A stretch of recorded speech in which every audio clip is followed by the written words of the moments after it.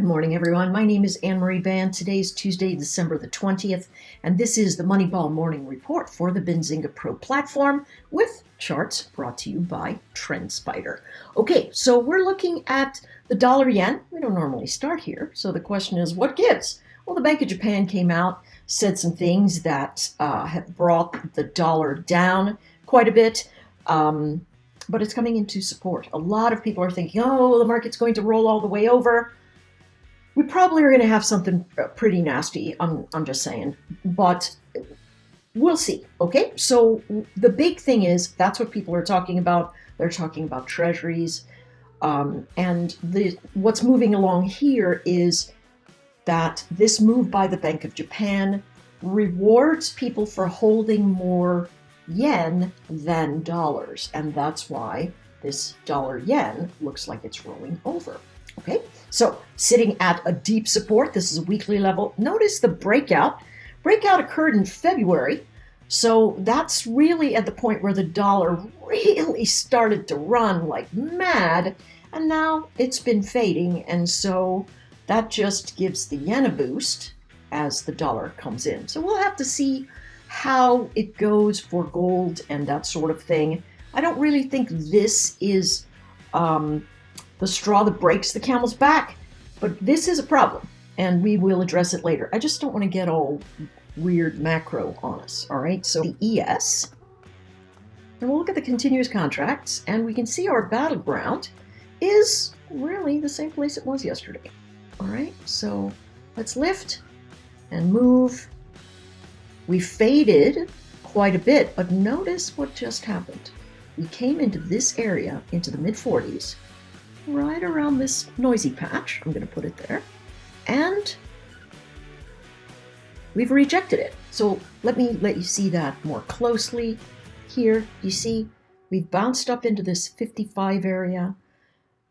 Last night, this is when the noise came from the Bank of Japan, right? Their morning starts at about 9 p.m. Eastern, and by 10 o'clock, we were just rolling off a cliff. But we held the 3,800. And so now, here's what the chart's doing. We've got a higher low, but a lower high. So that is price compression. And so this candle in here, when it breaks, it's going to tell us where we're going to go next. All right? And that's what we want to look for in the ES. We want to look for, hey, can I get up over 38.45? That's going to mean I can buy. If I lose 38.12, 38.15, I'm going to see more selling, all right? And that's as easy as it can get for us today. Let's take a look at the NQ.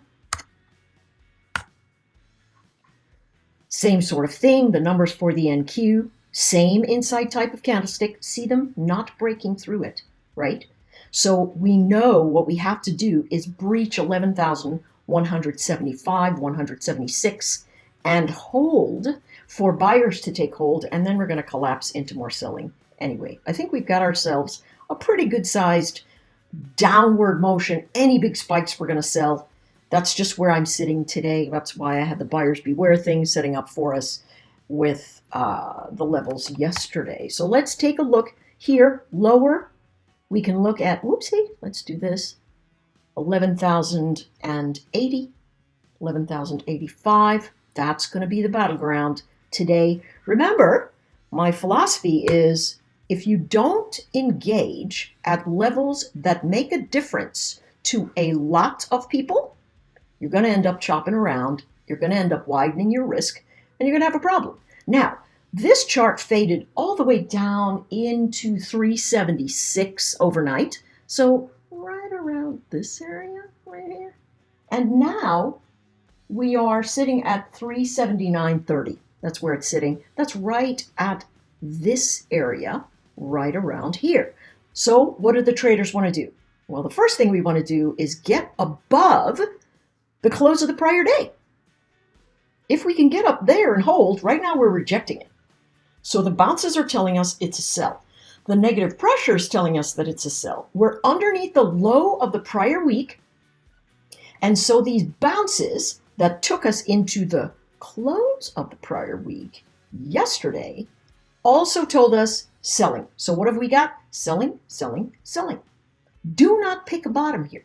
The trend is telling us there is downward motion, and that motion is going to sit in some kind of choppy land over here, right? This is not good news in terms of sovereign debt formations, but it could be good news for certain types of stocks. So we'll see. Right now, the broad market is telling us my bounces are sell zones, so the stock pickers have to come to town to help us with the trades we're going to have.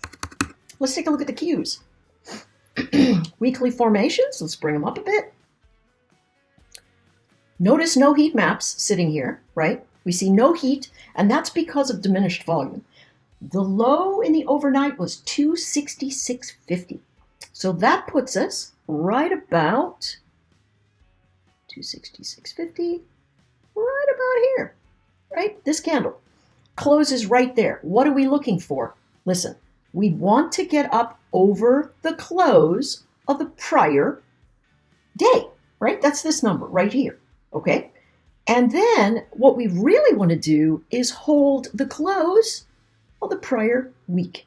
See, what happened on Monday is that we bounced there and immediately began to sell off. Again, pay attention to the simple things, right? The simplicity of watching price is going to give you far more power because your decisioning ability will be focused looking at just a couple of things instead of a slurry of X, Y, or Z. Okay? So what do we want to do right now? The Q's 268.80, right?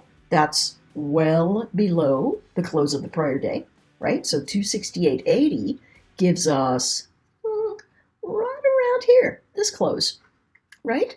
And so really, people who are thinking about the Santa Claus rally are saying to themselves, oh my gosh, we gotta do something right now, or else you know what's going to hit the fan.